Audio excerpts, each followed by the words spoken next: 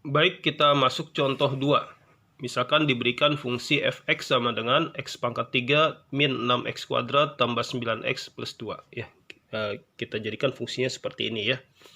Yang pertanyaan A ditanya sketsa grafiknya. Nah, untuk membuat sketsa grafik kita gunakan turunan pertama. Jadi ini fungsi fx-nya kita turunkan ya. Jadi turunannya adalah x pangkat 3 diturunkan jadi 3x kuadrat. Ini kalau diturunkan kali 6 ya, jadinya min 12x. 9x kalau diturunkan jadi plus 9. 2 nggak ada x-nya, hilang ya kalau diturunkan. Kemudian semuanya nih kayaknya kelipatan 3. 3-nya bisa dikeluarkan.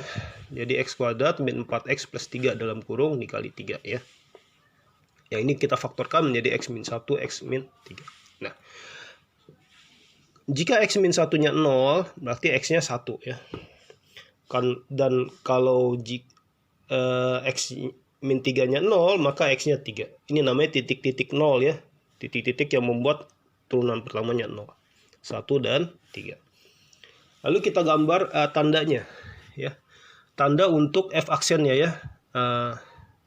Jadi ini yang bawah ini adalah nilai x-nya. Kemudian untuk nilai f aksennya ya, kalau x-nya itu berada di kanan 3, misalkan 4, 5, 6 ya, kalau kita masukkan ke sini 4 misalkan ya, maka f aksennya akan menjadi positif. Gitu ya. Atau lihat aja yang cara gampangnya, lihat aja koefisien depannya nih, x kuadrat depannya kan 3 ya. Berarti positif nih. Kalau positif berarti paling kanan dia positif, daerah paling kanan. Positif sebelahnya negatif, sebelahnya lagi positif. Ya selang-seling begitu. Nah, ini adalah tanda untuk f aksennya. Nah, f aksen positif itu kan menurut teorinya, maka f-nya gimana? F-nya akan naik sampai titik x sama dengan 1. Kemudian negatif, f aksennya negatif, berarti fungsi f-nya akan turun. Ya, kemudian positif lagi, naik lagi. Nah, inilah sketsa dari fungsi fx-nya ya. Ini adalah fungsi f-nya. Seperti ini ya. Jadi gambar sketsanya seperti ini.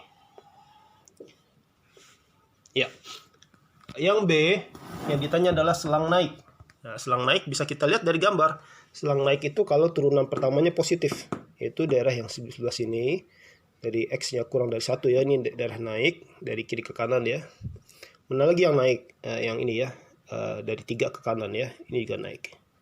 Adapun dari 1 dan 3 nih ya, tuh turun.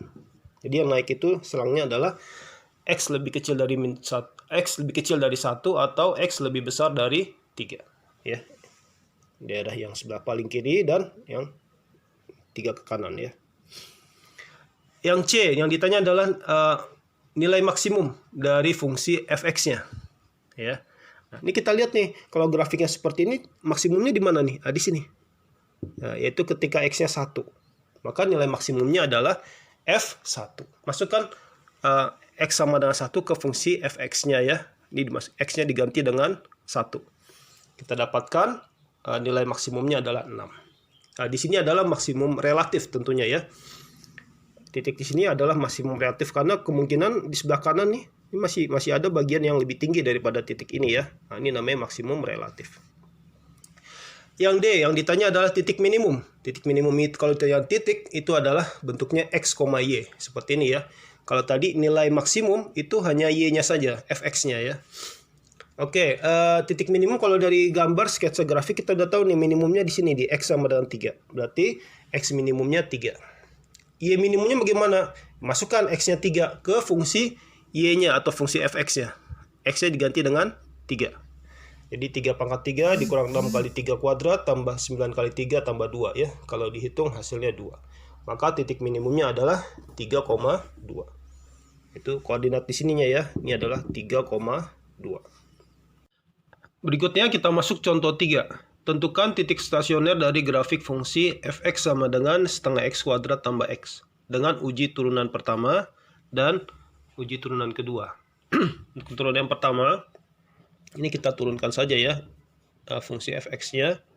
Kalau kita turunkan akan menjadi 2-nya cancel dengan setengah ya, x tambah 1.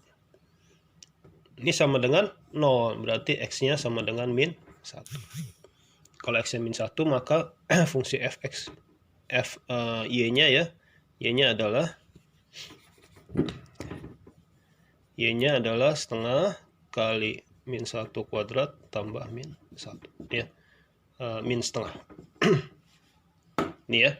Nah, untuk membuktikan bahwa titik di X sama dengan min 1 ini adalah titik minimum, yaitu kita membuat grafiknya. Gambarnya sketsa grafiknya ya. Seperti contoh 2. X-nya min 1. Lalu kita lihat tandanya ya. Yang di sebelah kanan, tanda untuk F aksennya. Kalau lebih besar dari min 1, misalkan 0, 1, 2, 3 ya. Coba masukkan 3 ya. 3 tambah 1, 4. Positif. Berarti sebelah kanan positif. Sebelah kirinya pasti negatif nih ya. Kalau misalkan min 2, min 3 masukin sini pasti negatif. Berarti sketsa grafiknya gimana? Turun. Karena dia negatif turun ke positif, F aksennya maka F-nya kan naik. Ini fungsi F-nya ya. Nah, sketsanya begini.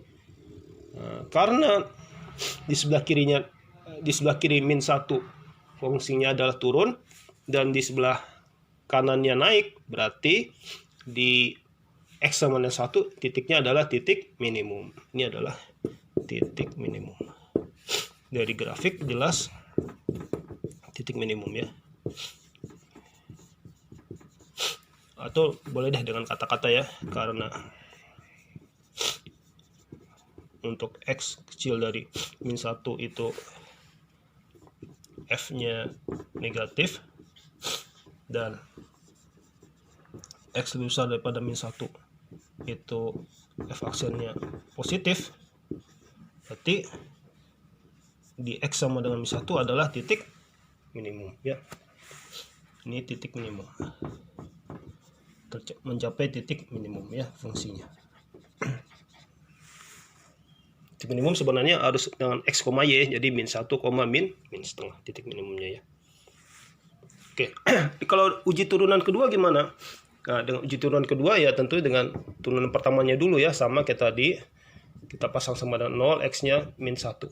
Kemudian kita turunkan fungsi F aksennya ini ya, kita turunkan turunan keduanya berapa? 1. 1 itu positif ya. Karena turunan pertamanya 0 dan turunan keduanya itu positif berarti turunan kedua positif artinya fungsinya cekung kemana? Cekung ke atas ya. Turunan pertamanya 0 artinya ya dia mencapai nilai stasioner ya. Ini kalau dibuat garis singgung mendatar. Berarti ini adalah, maka X sama dengan min 1 merupakan titik minimumnya ya. Seperti itu.